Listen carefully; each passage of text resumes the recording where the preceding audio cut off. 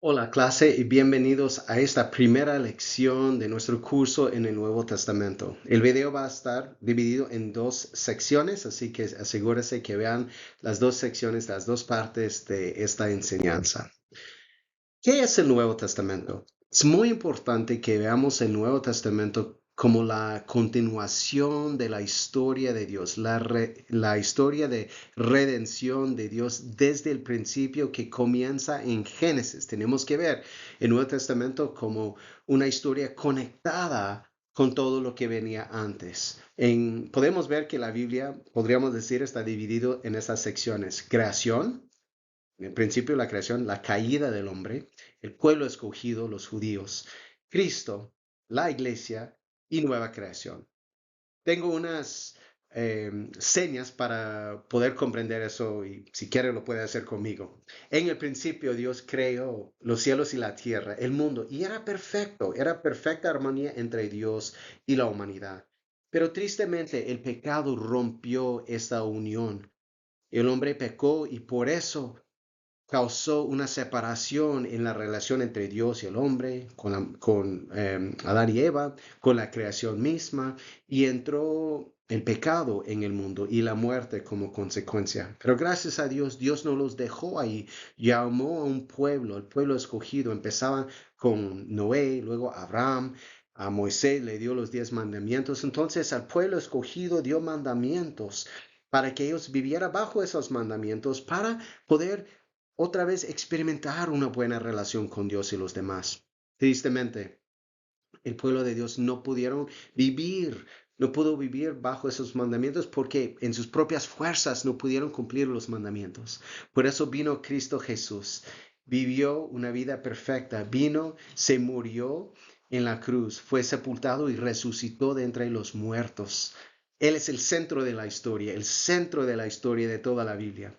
Cuando Él ascendió al cielo, envió su Espíritu Santo sobre la iglesia, sobre su pueblo, y ahora los mandamientos ya no eran algo externa, sino era algo internamente en nosotros, el poder del Espíritu Santo. Se dio su Espíritu Santo y estamos esperando nuevamente esa nueva creación. En Apocalipsis vemos que Dios otra vez va a restaurar el cielo y la tierra, y Él será nuestro Dios, y la creación sería como fue en el principio.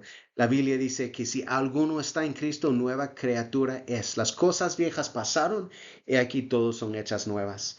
Para hacer un breve repaso nuevamente, en el principio Dios creó el mundo y era perfecto. El pecado rompió esa perfección y causó división entre el hombre y Dios. Dios dio 10 mandamientos para que el pueblo viviera bajo ellos, para otra vez experimentar una relación restablecida. Pero tristemente no pudieron. Por eso vino Cristo Jesús y dio su vida en sacrificio de redención para nosotros. Y envía su Espíritu Santo ahora sobre el pueblo de Dios, que ahora podemos vivir conforme a los propósitos del Señor. Estamos esperando hasta que Dios restaure todas las cosas nuevamente como era en el principio. Así que es importante que veamos el Nuevo Testamento como una continuación de la historia de Dios que empieza desde Génesis y continúa con Cristo Jesús y las epístolas. Vamos a verlo, pero lo que más que todo quiero que capten que el Nuevo Testamento no es algo separado del Antiguo Testamento, es una continuación de la historia de Dios de la redención. Ahora, quiero presentarles a dos personajes muy claves para poder comprender el contexto histórico del Nuevo Testamento. Justo antes de que Cristo entró en el mundo, dos personajes influyeron bastante en el mundo, en el mundo, en el tiempo en el cual Cristo fue nacido, en el cual vino el Nuevo Testamento. Esos dos personajes son Alejandro Magno y Augusto César. Vamos a tomarlo uno por uno. Primeramente, Alejandro Magno o Alejandro el Grande. Él comenzó su campaña de conquista a los 22 años en el año 334 a.C. Sus conquistas se extendieron desde Grecia hasta Egipto, Persia y la India, marcando la creación de uno de los imperios más grandes del mundo antiguo. Pero algo muy interesante de él fue muy fascinado con la cultura griega porque de hecho fue tutelado por el filósofo griego Aristóteles. Aristóteles fue su mentor y por eso cuando Alejandro Magno no era griego, era de Macedonia, pero estaba muy influido por las ideas y filosofía y idioma de los griegos. Entonces, donde quiera que iba conquistando, traía esa cultura de los griegos con él. Su reinado se caracterizó por una mezcla de culturas griegas y locales y que se sentaron las bases de la civilización helenística. Helenística se refiere a la cultura griega y se murió a los 32 años. Su reinado solo duró 10 años, pero en esos 10 años conquistó la mayor parte del mundo mediterráneo y influyó con según el historiador Justo González, él decía que el propósito de Alejandro no era sencillamente conquistar el mundo, sino unir a toda la humanidad bajo una misma civilización de tonalidad marcadamente griega.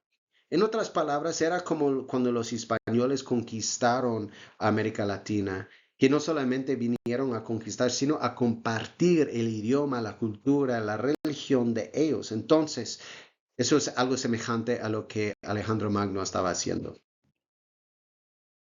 Otro personaje muy importante de comprender en cuanto al establecimiento del mundo en el tiempo de Jesucristo era Julio César Augusto. Él convirtió la República Romana al Imperio Romano.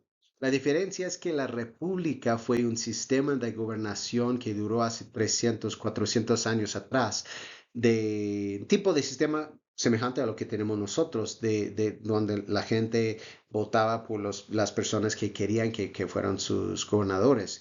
Pero él llegó a ser como tipo rey y emperador. Entonces, cuando él llegó a ser emperador, se nombró emperador, llegó a ser un imperio y el imperio se portaba diferente que la república.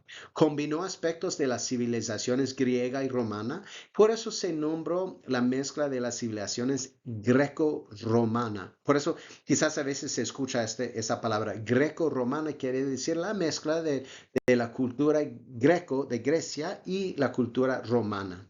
César Augusto fue el emperador cuando nació Jesús. ¿Por qué era importante el Imperio Romano? ¿Cuál era su legado? ¿Cuál era su impacto en el mundo en el tiempo de Jesús? Bueno, primeramente instituyó lo que se llama el culto imperial. Eso quiere decir que Julio César no solamente se nombró como emperador, sino que se puso como si fuera Dios. Y era un culto donde la gente adoraban a su líder. Entonces, él era más que un líder político, sino que a la mente de la gente él era como un dios. Instituyeron algo que se llamaba la Pax Romana, quiere decir la paz de los romanos. Ellos venían, conquistaban y cuando conquistaban decían, bueno, ahora hay paz porque nosotros conquistamos. Pero ese Pax Romana ayudó al movimiento de ideas, de gente. Por ejemplo, el apóstol Pablo, que vamos a ver más adelante, utilizó la unidad del imperio romano para poder viajar más fácilmente a través de este Pax que existía, que no eran tanta guerra en el tiempo del Imperio Romano. Y también utilizaron el idioma griego como la lengua materna, se llamaba koine, que era decir, era el griego común. Por eso el Nuevo Testamento fue escrito en griego, porque después de Alejandro Magno y después de Julio César Augusto, que fue el primer emperador, ellos dos personajes amaban mucho a la cultura griega, el idioma, y por eso nos preguntamos, ¿y por qué el Antiguo Testamento fue escrito en hebreo y el Nuevo Testamento fue escrito en griego? Esta es la razón por el Imperio Romano y la influencia que tenía sobre el mundo en este tiempo. ¿Se acuerdan cuando Cristo Jesús hizo una pregunta una vez en el Nuevo Testamento? Dijo, tráeme la moneda de César, porque le preguntaron, ¿es lícito pagar impuestos a César o no? Y dijo, tráeme la moneda. Y preguntó, ¿de quién es esta imagen y la inscripción? La imagen es de Augusto César. La inscripción, si pueden ver ahí, Divi con la letra F, Divi F. Divi F quiere decir Divi Filius, o en otras palabras, Hijo de Dios. Cuando Cristo dijo, tráeme la moneda, ¿de quién es la inscripción? Julio César. ¿Y quién es la imagen? ¿Y cuál es la inscripción? Divi Filius, Hijo de Dios. Cristo estaba diciendo, ese hombre se pretende ser el Hijo de Dios. Entonces, dale a él lo que él pide, pero a Dios lo que él pide. Vamos a ver. Una pregunta clave que vamos a ver en el siguiente segmento. ¿Cómo debería responder el pueblo de Dios a la ocupación romana? Ya que Cristo nació en el tiempo de Julio César Augusto y los primeros creyentes, la gente querían saber y cómo reaccionamos bajo ese imperio que nos controla. Eso va a ser el tema del siguiente segmento. Nos vemos ahí.